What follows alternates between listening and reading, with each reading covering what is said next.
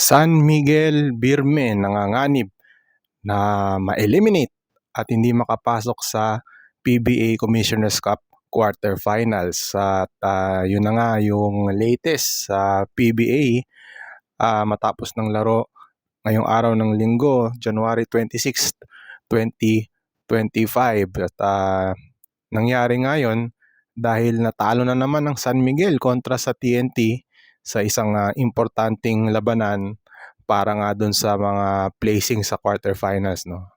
Ako nga po si Ruben Terrado na ang inyong reporter ng Spin.ph, and of course gumagawa rin tayo ng video sa ating YouTube channel. At yun nga, kagaling lang natin sa Inares Center sa Antipolo kung saan nanaig ang TNT laban sa San Miguel, no, sa score na 115-97. At magandang panalo para sa TNT, no, dahil balik sila sa race para sa twice to beat advantage pagdating sa quarterfinals. Pero syempre ang malaking storya sa araw na ito ay yun nga, yung pagkatalo uli ng San Miguel Beermen na nagpababa sa kanilang standing. At yun na nga, nanganganib na hindi makapasok ang San Miguel dito sa Commissioner's Cup na kung saan sila pa yung defending champions.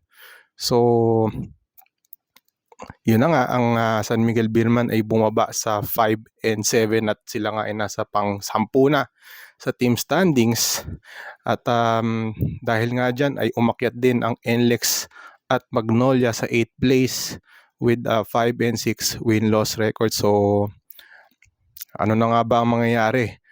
Dahil nga doon sa talong yun, ano na ba ang chance ng San Miguel na makapasok sa quarterfinals? Well, sa ngayon napakaliit ng chance ng San Miguel na makapasok sa quarterfinals. Hindi na nila hawak ang kanilang fate, no, dahil nga 5-7 sila. May laro pa yung NLEX at Magnolia sa susunod na linggo. At ang pag-asa na lang ng San Miguel na makapasok sa quarterfinals ay kung matalo ang NLEX sa kanilang laro sa Wednesday against Eastern, and then matalo din ang Magnolia laban sa Meralco sa Friday. At kung mangyari yun, magkakaroon ng triple tie sa number 8 sa team standings. At doon lang magkakaroon ng chance ang San Miguel na makapasok sa quarterfinals. Pero bago sila makapasok sa quarterfinals ay kailangan muna nilang lumaro ng isang playoff for number 8. At ang makakaharap nila doon ay ang NLEX. So hindi pwede nating discuss, no, kung bakit San Miguel at NLEX ang maglalaban sa playoffs kung sakali, dahil nga sila yung may better quotient, no.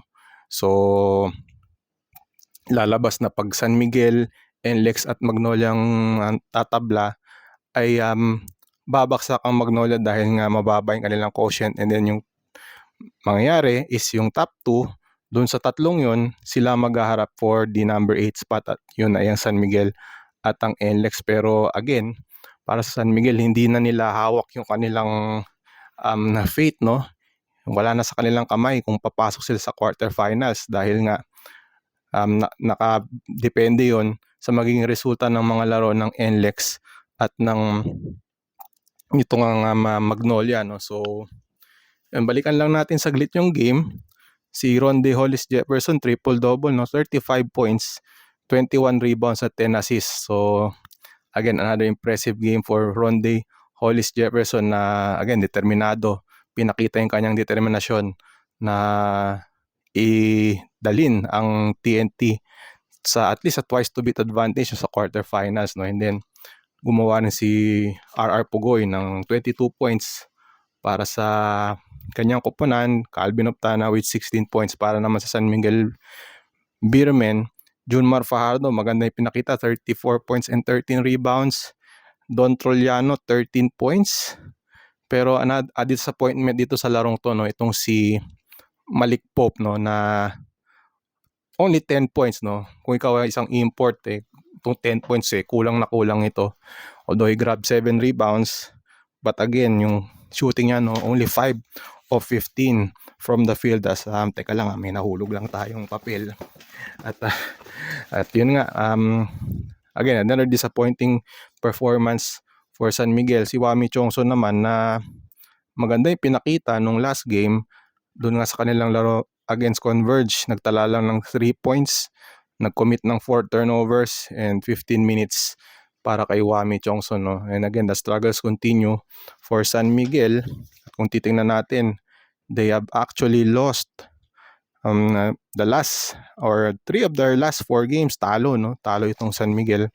At dahil nga dyan ay 5-7 na sila, no, sa team standings. At mabigat ito, no, para sa San Miguel dahil from the information that was given to us by the PBA Statistics Chief Fidel Mangonon, ang sabi niya, the last time na hindi nakapasok ang San Miguel sa quarterfinals ay noong 2015 Commissioner's Cup. So matagal-tagal nang hindi, kumbaga matagal-tagal na silang na hindi nakapasok sa quarterfinals itong San Miguel Beermen, and we're not really used to the Beermen na parang fighting for their lives, no, sa dito sa quarterfinals.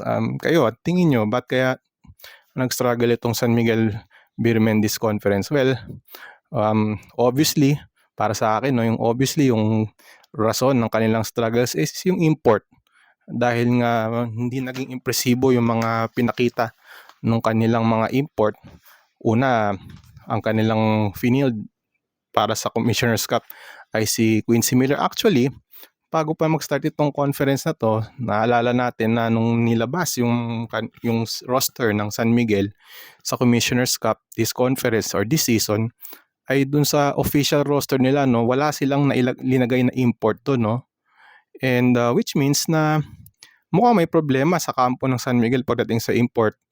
And eventually, si Quincy Miller ngayon naging import nila na at that time ay naglalaro para sa kanilang EASL team kasama ni EJ Anosike. So for the Commissioner's Cup, si Quincy Miller na yung linagay, and then eventually doon na nagkaroon ng mga palitan ng imports para dito sa San Miguel. Pumasok itong si Torren Jones, who gave a good account of himself, no, and in fact do sa 2 games niya ay hindi natalo itong San Miguel. 2-0 sila sa laro ni Torren Jones, but again napalitan pa rin si Torren Jones. Pumasok si Jabari Narcis, pero again unimpressive si Jabari Narcis. Pasok naman itong si Malik Pope, and initially decent ang kanyang laro. Understandable na nahirapan siya sa first game niya against Meralco dahil ginanap yung sa Candon Ilocos Sur. Then he had that 4-point game, no, in his second game sa San Miguel Beermen. Magandang bawi sana si Malik Pope against Converge, nananalo sila doon, and Malik Pope had 22 points. But for some reason sa game na to against TNT ay nag-struggle na naman itong si Malik Pope. So ako, para sa akin, yun yung main reason kung bakit talagang nag-struggle itong San Miguel. Hindi talaga sila nakahanap ng import na fit sa kanilang sistema. Kumpara mo sa mga teams like Converge, like Northport, na yung import nila fit sa kanilang sistema. Sa San Miguel naman hindi ganun ang naging storya para sa kanilang mga import. So definitely itong San Miguel Beermen talagang magiging mataimtim ang kanilang pagdadasal na sana ay magkaroon pa sila ng chance, no, na makuha yung number 8 seed, no. Pero yun nga, hindi nila hawak at marami pang kailangan mangyari bago sila magkaroon ng at least a playoff para sa number 8 seed dito nga sa PBA Commissioner's Cup quarterfinals. At yun, speaking of yung number 8 seed sa quarterfinals, no, isang team ang buhay pa, no, para dun sa quarterfinal place na yun. Ito ay ang Magnolia, no, dahil nanalo ang tong Hotshots laban sa Eastern sa score na 107-78. Dahil nga doon tumaas yung standing ng Magnolia to 5-6 at tabla na sila with NLEX sa number 8, no. Sa team standings may pag-asa pa sila na makapasok sa quarterfinals. Actually, kung natalo yung Magnolia, dito sa larong ito, ay actually out na sila, no. Kung sakali, no, kung matalo itong Magnolia kontra dito nga sa Eastern. But ayun, buhay pa sila, nanalo sila against Eastern, and yun nga, they're hoping for the best, and they have a game against Meralco sa Friday, no, and expectation natin dun ay magiging bakbakan yung laro dahil nga yun nga fighting for their lives na tong Magnolia uli, dahil nga katulad na nasabi ko may chance na mag triple tie pa rin itong NLEX and Magnolia and San Miguel, at kung mangyari yun ay Magnolia yung matatanggal sa quarterfinal. So dun sa game naman ng Magnolia against Eastern, si Ricardo Ratliff 25 points, 16 rebounds and 7 assists, 2 steal and 1 block. Tapos itong si Jerome Lastimosa, ang ganda na naman ang pinakita niya, 20 points on 2 of 5 shooting from threes and 1 of 1 from fours, no. Meron din siyang 5 rebounds and 4 assists.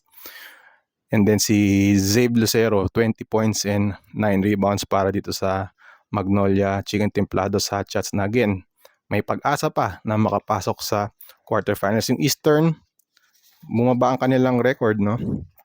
Eastern bumaba sa 7-4, tied for 5th place with Ginebra, no. So actually yung Eastern, interesting story, no. Actually may laro din sila tonight, no, sa kanilang domestic league sa Hong Kong, kung saan lumalaban sila sa battle for third ng kanilang liga. So nangyari kumbaga nahati yung team, may mga players although yung mga young team, yung young players nila sa kanilang koponan ang naglaro sa Hong Kong, but of course yung mga players like sila Glenn Yang na local, considered na local sa Hong Kong, ay hindi na doon naglaro dito sa PBA dahil nga mas importante yung laro ng Eastern dito sa PBA kumpara doon sa battle for third nila doon sa Hong Kong, no. So again, Eastern bumaba sa 7-4 sa kanilang sa kanilang kartada. Now, tingnan lang natin yung standings, no. Tatry lang natin itong konting visual natin, no. Kung nakikita natin, hopefully na nababasa nyo maigi yung standings. So ito lang, konting rundown lang ng standings dahil nga minimal na yung ating editing para sa ating video na to. Ito po yung standings, no. Right now, Northport is at number 1 with 9-3, and then TNT with an 8-3 record, followed by Meralco. Tapos yun na, Converge 8-4, Eastern and Barangay Ginebra nasa panglima with 7-4, and then Rain or Shine nasa pang-7. Yun nga, yung pag-7 yung Rain or Shine. They have a 6-5 win-loss record, no? 6-5. And then, ayun na, yung sa baba, yung tabla sa pang-8, NLEX and Magnolia 5-6. And then pang-10 nga itong San Miguel 5-7 sa pagtatapos ng kanilang kampanya sa elimination round. So, yun na nga yung sinasabi ko, no? May laro pa yung NLEX, may laro pa yung Magnolia. So, kung matalo ang NLEX sa kanilang game, kung matalo ang Magnolia sa kanilang final game of the eliminations, ay magkakaroon ng tabla dito sa pang-8. And then, yun doon na nga papasok yung quotient. Ang mangyari, it's going to be San Miguel against NLEX para sa number 8, and then tanggal ito Magnolia. Now, kung manalo ang NLEX, manalo lang yung NLEX, no, ng isa, out na tong San Miguel. And then kung manalo ang Magnolia, magkakaroon ng playoff for number 8 itong NLEX and Magnolia. So, again, very crucial yung games. Same with Magnolia, no? Ang mangyayari kung matalo NLEX, then manalo Magnolia, Magnolia ang magiging number 8. And wala na tayong playoff na paglalabanan. So, yun ang ating team standings, no? Ayun, sana na nabasa niyo ating yung ating penmanship, no? Konting visual aids lang dahil nga minimal ang editing natin dito sa ating recap ng mga pangyayari sa PBA Commissioner's Cup. So siguro in the next days, no, tatry natin gumawa pa ng other videos dun sa mga scenarios, no, na ating mukhang mga posibleng mangyari sa mga darating na araw, no. Pag-aralan natin kung ano mangyayari kung manalo si ganito, manalo si ganyan. And tatry natin gumawa ng video ng mga scenarios, no. Kung hindi man tayo makagawa ng video, nasa spin.ph naman yan. Mababasa nyo yung mga scenarios natin as the Commissioner's Cup eliminations wind down, no. So, alright, dyan na muna nagtatapos yung ating recap ng mga laro ngayong linggo.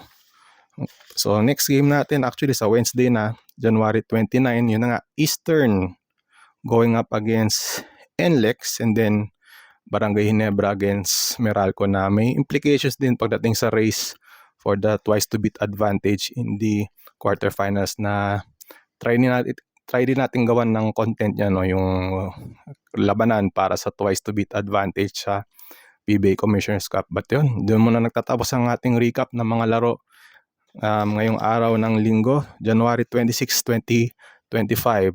And again, ako puli si Ruben Terrado. Thank you for your support sa Spin That page as well as on our YouTube channel.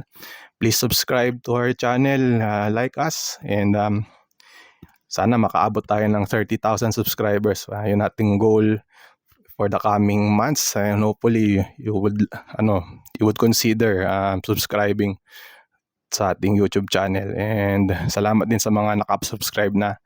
And again, thank you for watching, and we'll see you next time dito sa ating recap of the events dito sa PBA Commissioner's Cup.